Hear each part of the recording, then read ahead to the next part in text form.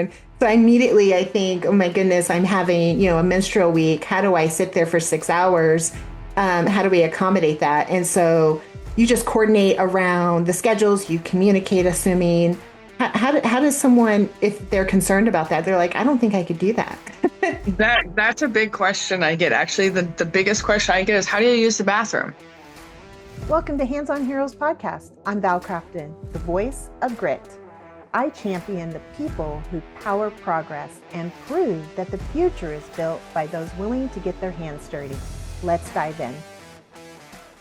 Welcome to Hands-On Heroes. I'm really excited about this conversation because we're going to be highlighting heavy equipment and as my next big trade to highlight. And I have a special guest today here who is a crane operator, which I think is one of the coolest heavy equipment pieces that you could be driving. Thank you so much for joining us. And go introduce yourself and tell us a little bit about you.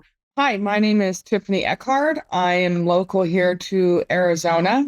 I've been running cranes for 6 years now.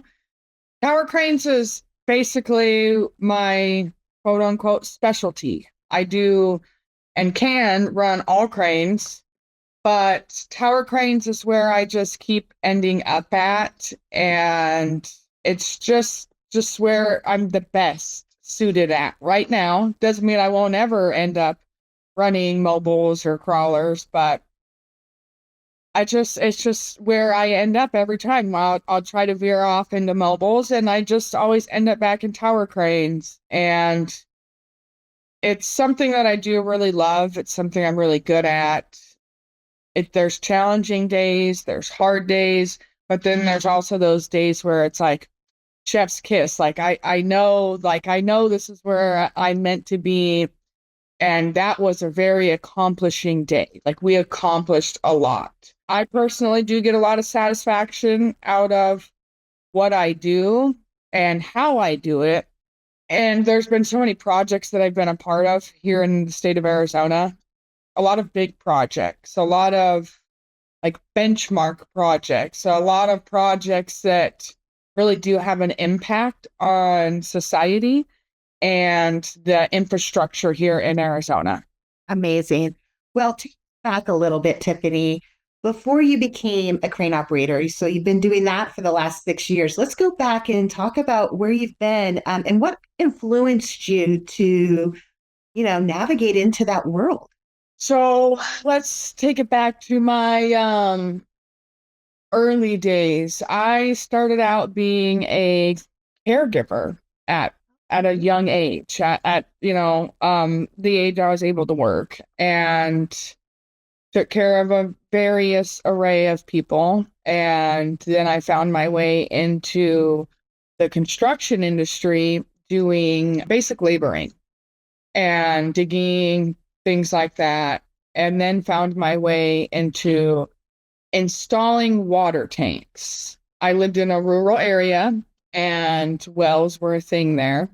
Me and my ex-husband, we ended up becoming two of the main laborers for this water tank company. And that took us all over Southern California. We did a lot of big projects, a lot of cool things, learned a lot of things. And that was my first step into my own hands-on in the construction industry. My family, my uncles, my dad, they were truck drivers. They never were in the actual construction industry, but they did, operate, I guess you can consider truck driving heavy equipment if you wanted to. But Dump trucks and back trucks and so forth. Absolutely. Yeah, I didn't have anybody that was like that led me in that direction. It was just something that kind of came about through my life. And how I specifically ended up in the industry that I'm in and in the position I'm in was I was pregnant and I decided that I'm going to put myself in a position where I can provide for my child, that I can build a legacy for my child. And I was 7 months pregnant when I went and got my CDL. I'm a big old belly driving a semi truck. And that was like the first step into, okay, like this is where I'm going to go. And then I ended up coming here to Arizona right after I had my daughter, and I moved in with my sister and her husband, and he's a crane operator. And it was kind of where am I going to go? Am I going to go drive truck? Where am I going to go with this? I had a brand new baby, was figuring out how to be a mom.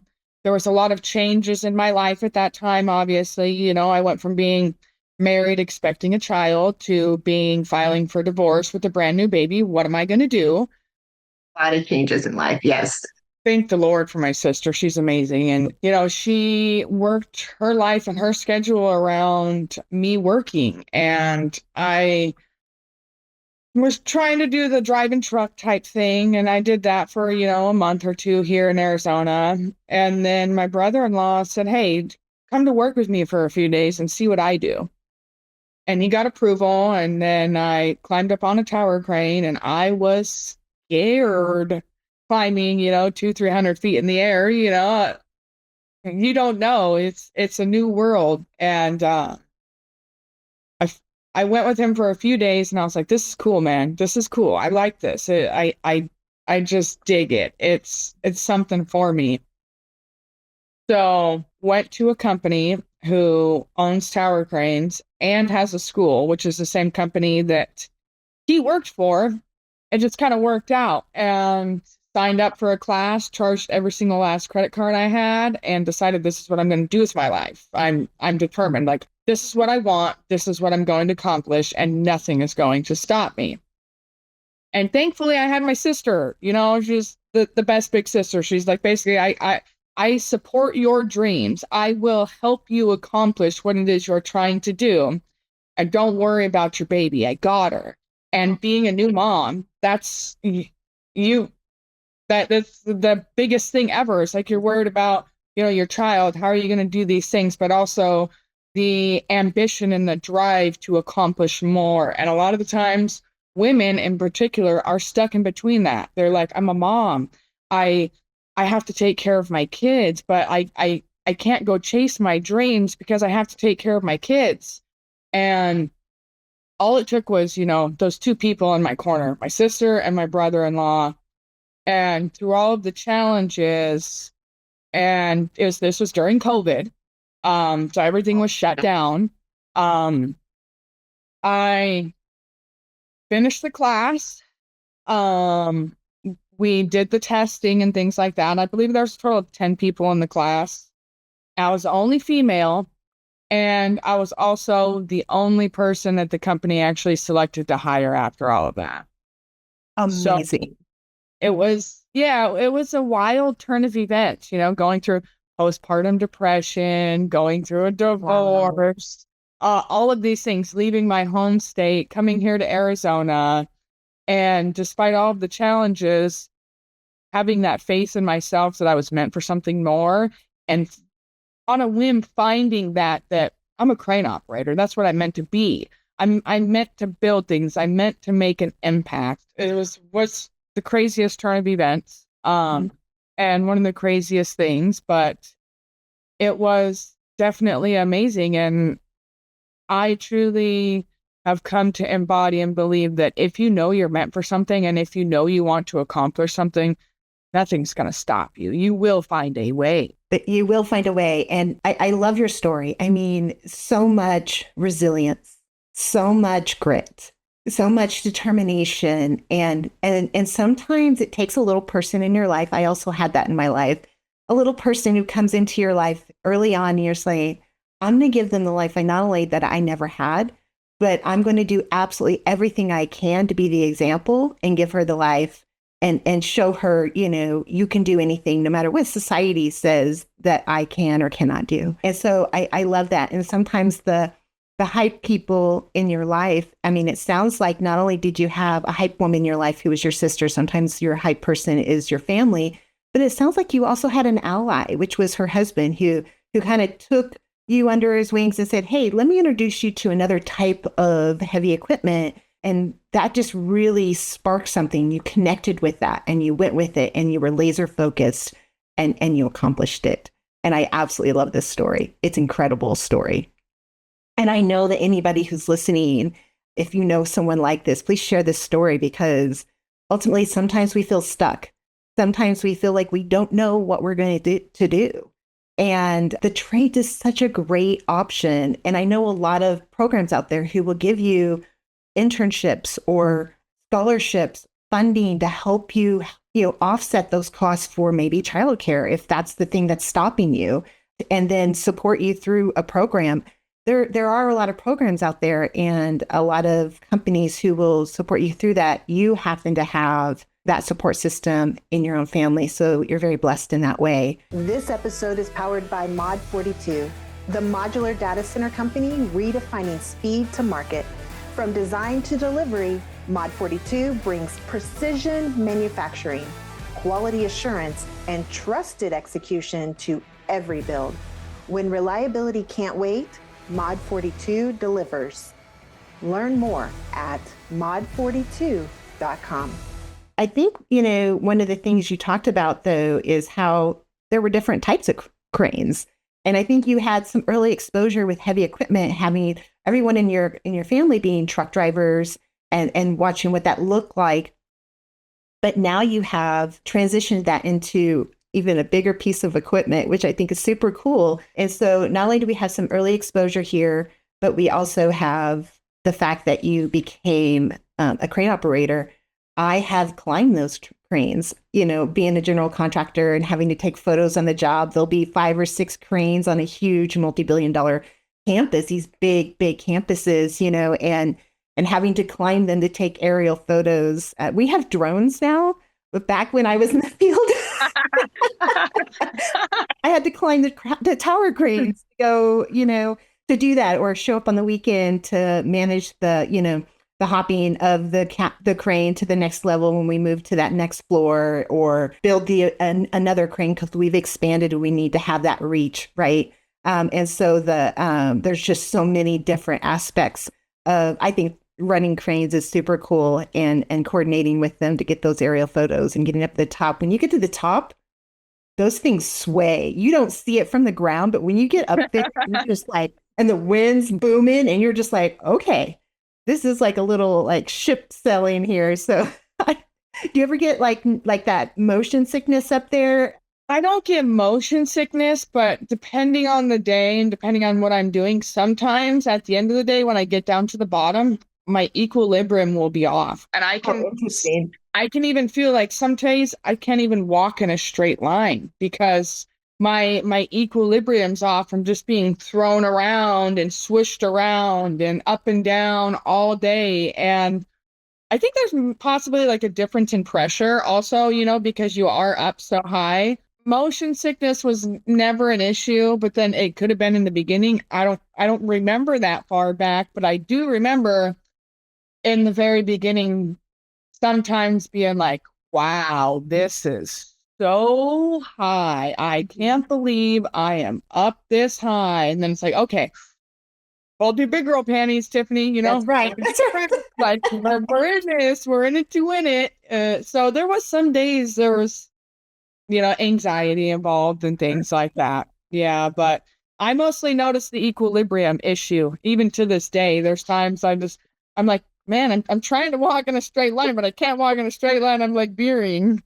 That's so funny. I was wondering about that. So one of the things, speaking of, pressure, though, it's a stressful job. I mean, you have to be very precise. I mean, just the slightest millimeter off, and your crane, and with the weight and everything, I mean, you have to be really focused, attention to detail. It really takes quite a few skills to make sure that everything is just right, because one wrong move and your tower crane comes down, right? Or something, or someone gets hurt. Yeah, not only that, you have people's lives in your hands with every thought that you have, with every motion you make, with the pre-planning that needs to be involved, because there is a lot of different skills that all happen at the same time. Your motor skills, your thought process skills, your planning skills, and also your hand-eye coordination at the same time, because you need to be doing multiple things and you need to be thinking multiple things at the same exact time. And there's no room for error, because you do one wrong thing and you can break equipment. You can, break the things that you're trying to build. You can have an accident in that way. And the worst thing is you do have people's lives in your hand. You have multiple people's lives in your hand every minute of every day. So precision is very, very important. There are days when I come home and, a lot of people think you're just operating a crane. It's not that much. You're sitting in a chair all day, but the mental exhaustion from constantly focusing, constantly running numbers in your head, constantly remembering like points, right? Because that's how I do it. And I'll look at something and I'm like, okay, I know I need to be 1 foot past this wall. I know I'll look at landmarks, or I know, like, okay, I need to be facing east towards that tip of the mountain. And you're constantly looking at these landmarks, constantly running numbers, constantly looking every direction. Your head has to be on a swivel. And it is a lot. Mentally, it's a lot. And even sitting in the same position for extended hours at a time. Sometimes can't even get out of the seat for 6 hours. Even that takes a toll on your body. So it's hard work, but it's worth it.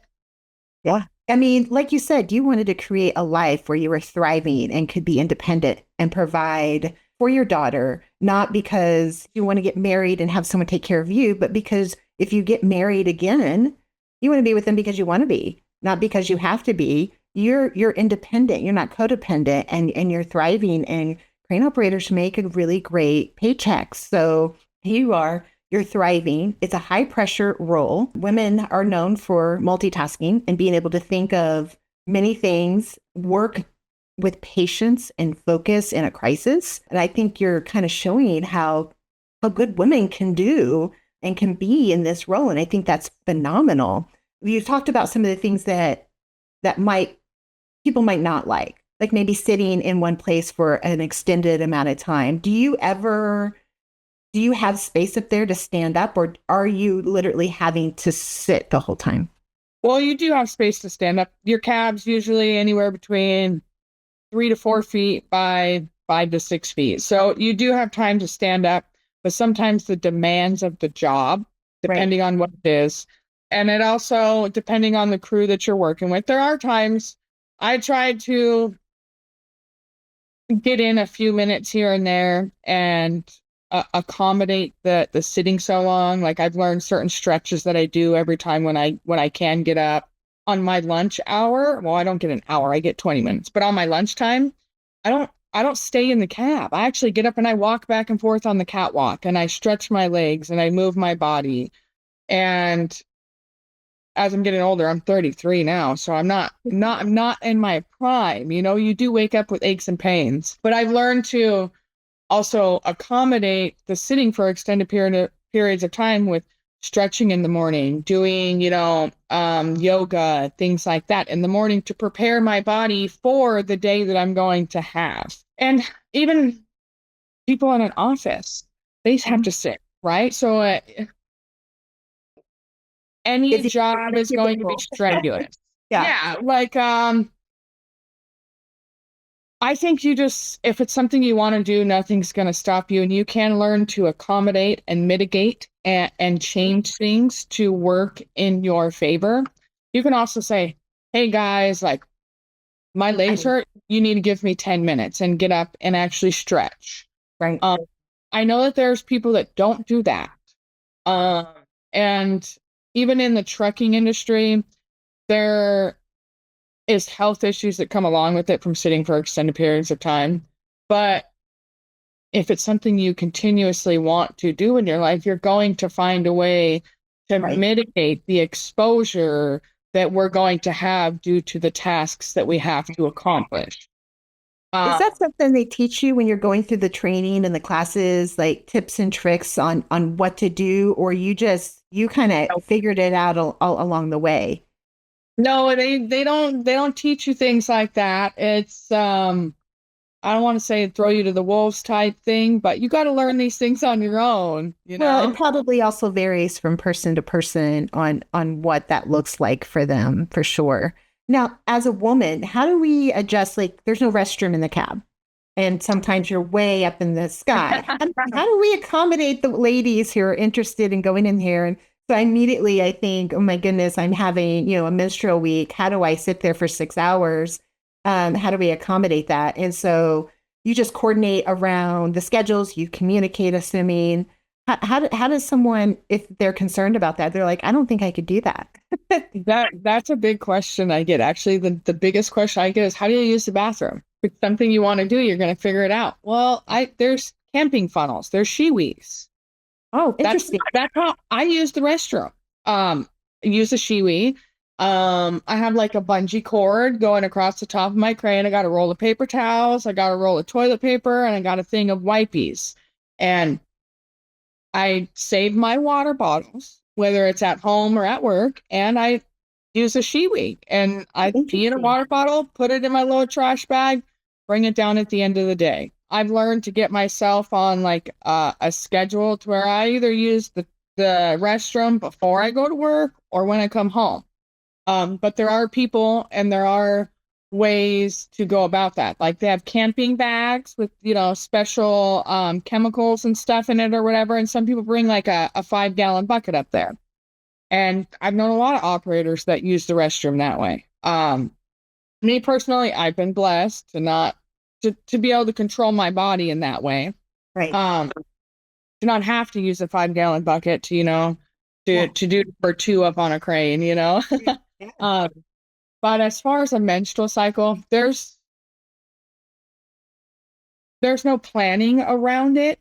Like as far as like, light work that week, don't work that week, because we are essential employees.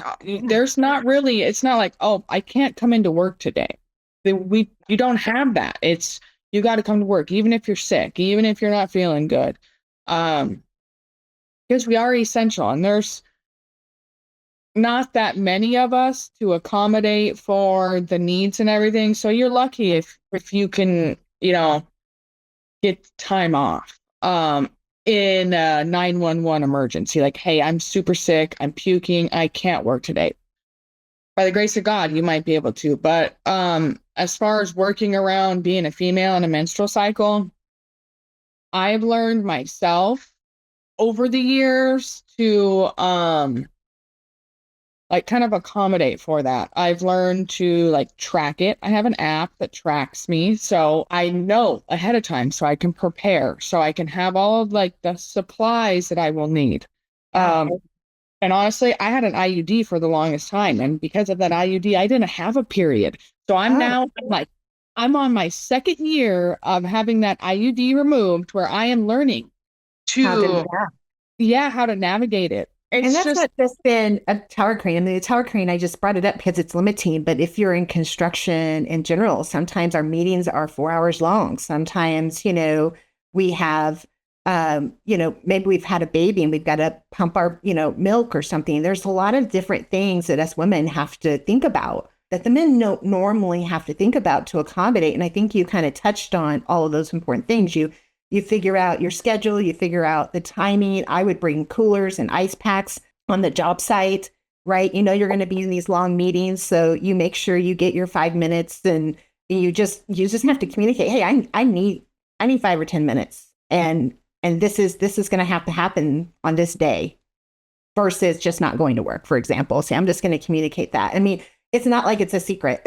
So, but they do need you, and they expect, you to show up and be there just like the guys, but we do have to kind of figure our own accommodations out. And most people are really understanding about it if you just communicate about it. And it's not like people don't have moms or sisters, or they know that these are things we have to work around. So there's a lot of devices, and the way technology is nowadays too, that kind of helps in that matter, as far as like, like you said, if you're a mom that has to pump, they have Though, those ones that do everything on their own. So like using the advances in technology to our benefit really helped me.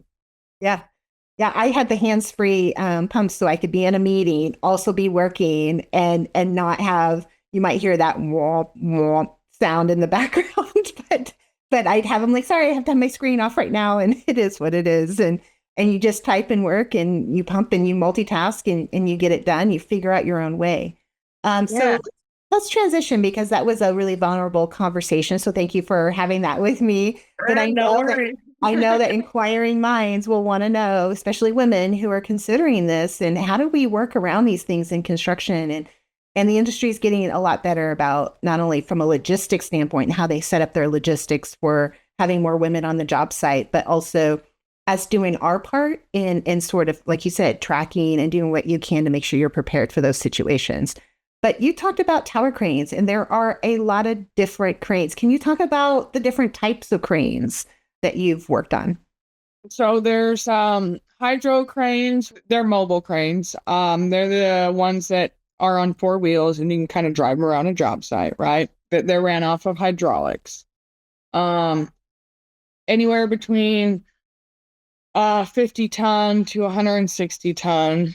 And then you can go up in class a little bit and go to like an all-terrain crane. And those things, 260 ton to a 550 ton. And those are the ones that have the actual, like the lower cab where you drive it.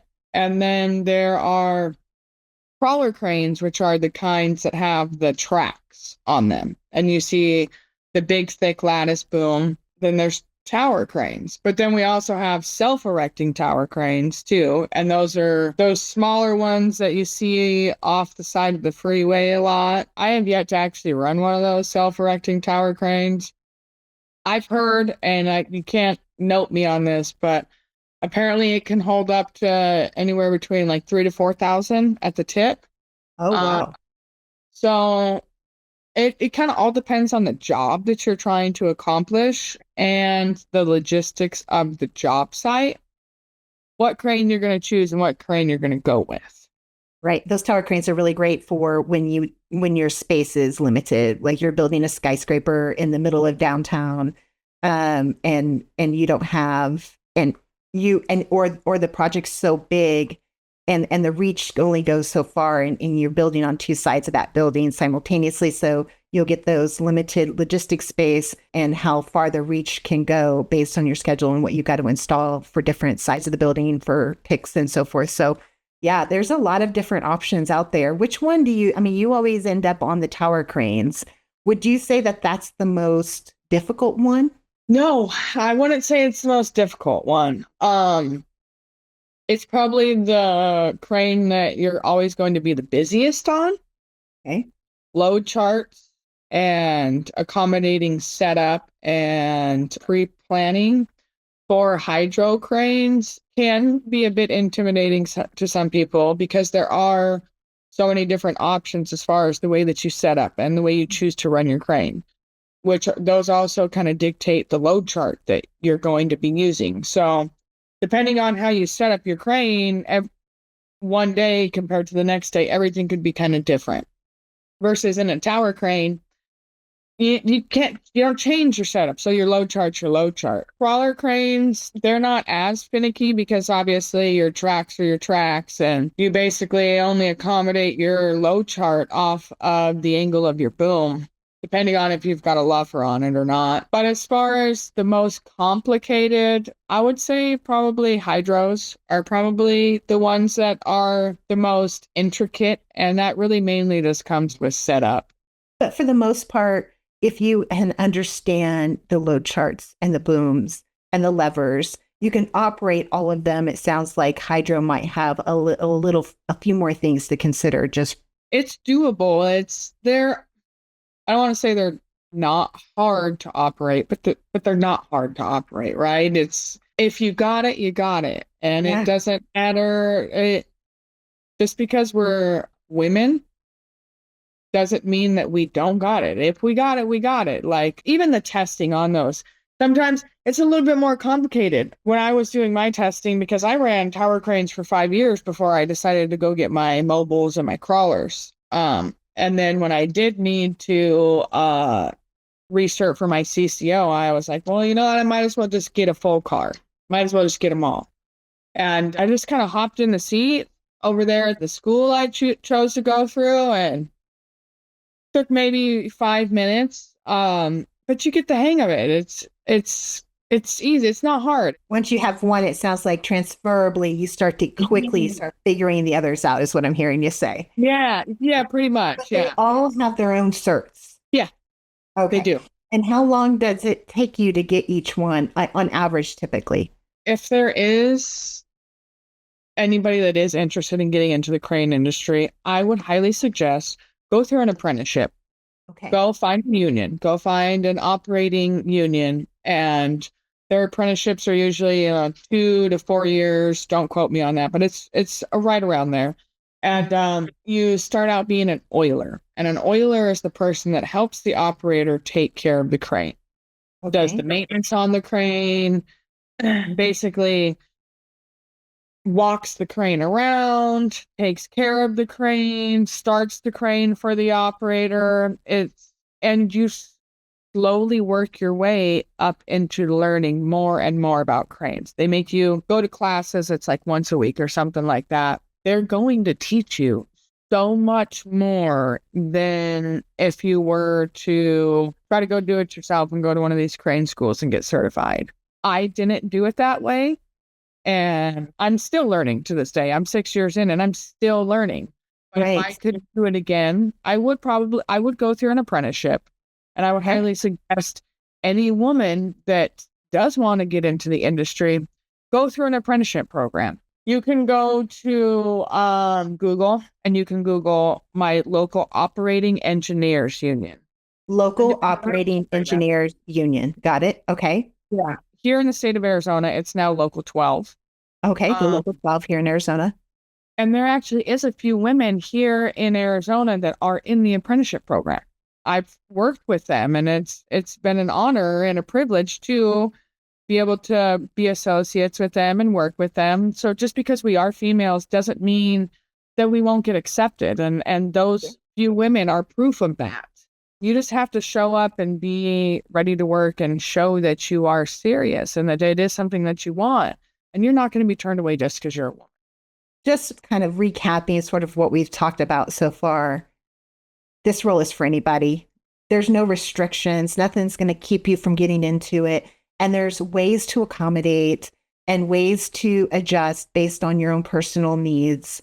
And you just figure it out as we normally do as women. And whether you can go through a classroom or you can go through the union, it sounds like from your recommendation, if you really don't want to go in with that learning curve where you're constantly feeling like, oh, shoot, here's something else I should know, but now I've got to learn this as well. The apprenticeship really allows you to grow and learn in the way you should from the beginning all the way up, sort of from how do I take care of it? How do I walk it around to all the way up to how I drive it and down to those precisions. And probably gives you a little bit more time to understand the adjustments and schedules and things that you need to put into place by the time you get into the seat and you're the operator.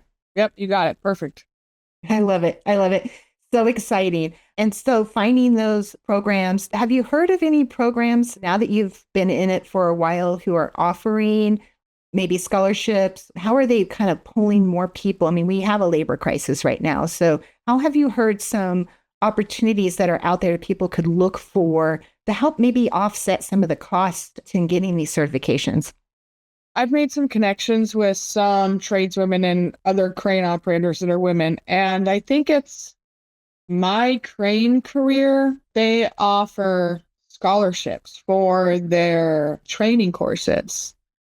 And that's the one that has stuck out to me. There are grants that you can apply for through like the government and things like that do help offset costs.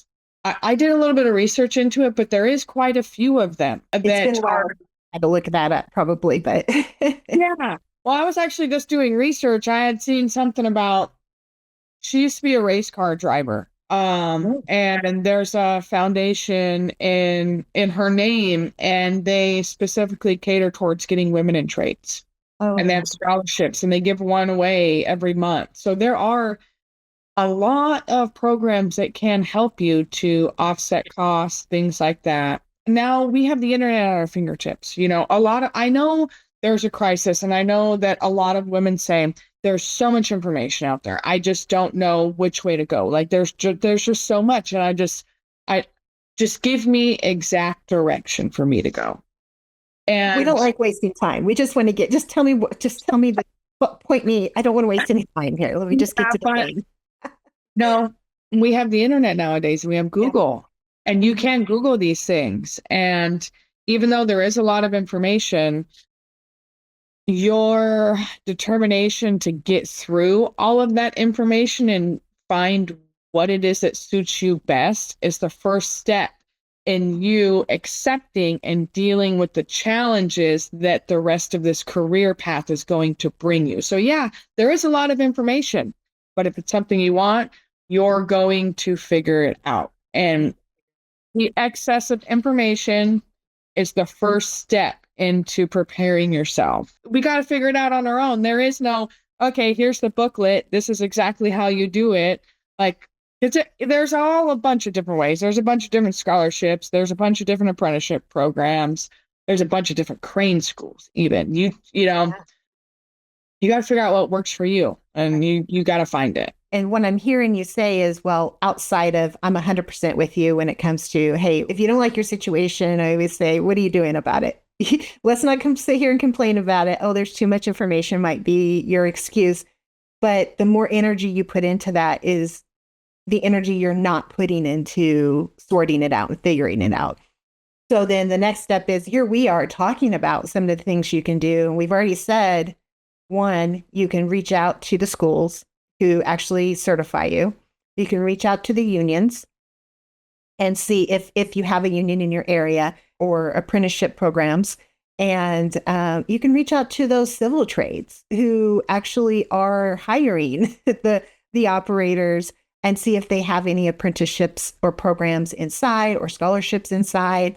And then there's the primary programs like National Association of Women in Construction. I'm sure they can connect you with some great information.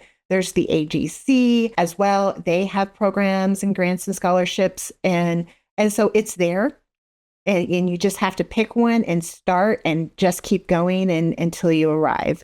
And so I think that's a beautiful story. So you've talked about where you've been, what you're doing now. Tell us, as we start to wrap up here, what are some of your favorite things about being a crane operator? Me and my daughter, we were just driving through town the other day, and she somehow knows the difference between a tower crane and a mobile crane, because every time we see one, she doesn't actually literally know, but we'll drive past a mobile crane and she doesn't say, "Mommy, is that your crane?" But she does with the tower crane. And it was the one at the hospital that's being built in Glendale off of Thunderbird. And she goes, "Mommy, is that your crane?" I was like, "That's the same kind of crane I run, honey, but no, that's not my crane." And like things like that, being able to share those moments with my daughter and her knowing what I do. She had a school project that was due, and it was like my family's culture. And a lot of the kids chose, like their actual heritage culture. Mm-hmm. And we decided to spin it off and do our own thing. And it was like, my family is, our culture is love, hard work, cranes, heavy equipment. And, we made this poster board with her sitting in the seat of a forklift and her sitting in the seat of a crane and pictures of my cranes and like the cool things that we do. So seeing her being exposed to all these things at a young age and knowing like my mom does that and she does it good, and she's only just barely turned 6. The moments where she says, "Thank you, Mom, for all the hard work you do. I know how hard you work," and things like that. Out of all of it, it's what drives me, because it was the purpose to begin with. I love that when it comes full circles, because we all get mom guilt a little bit, because it is a demanding job. They are long hours, and we think, oh, I'm not getting to spend as much time. You're like, no, you're inspiring an entire future generation here. I have to say the same thing for my daughter when I was in construction, and every time we walk by, Mom, is that your project? I'm like, no, that's not my project. I go, but it's big like that. And so she'd want to drive by and look at it. And she was always so proud my mom's a construction worker, which really inspired my Hands-On Heroes. So it is, and why I want to continue to highlight other folks in this industry. We have a lot of men, so I do focus on the women because frankly, girls are not Googling how to be a construction worker. So we need to show that it's not just for one type of person. We need to show that anyone can do this. It does take a little grit, but we certainly have it and we can do it. So I'm so excited to have had you here on this program. Thank you so much for sharing your story and for being vulnerable with us and inspiring maybe some girls in the future to consider becoming heavy equipment operators. There's a lot of different types of heavy equipment out there. Crane is just one of them, right? I mean, there's scrapers and diggers and excavators. We could go on and on. We see them all the time on the side of the road. And this is just one of many that you can get certified to drive and operate. So thanks for sharing your story and being on Hands-On Heroes. Yeah, you're most welcome. Thank you. Yes, and I have to give a shout out to Mod 42 who keeps our mic hot and supports this entire program. So thank you, Mod 42 Modular Data Centers. Thank you for watching this episode of Hands-On Heroes. Make sure to like, subscribe, and click on the bell to get notified every Thursday that a new video has been posted. And while we're here, check out another episode. Also, if you're interested in joining the mission, either as a guest speaker or sponsor, visit handsonheroes.net for more information or reach out to us directly at info@handsonheroes.net.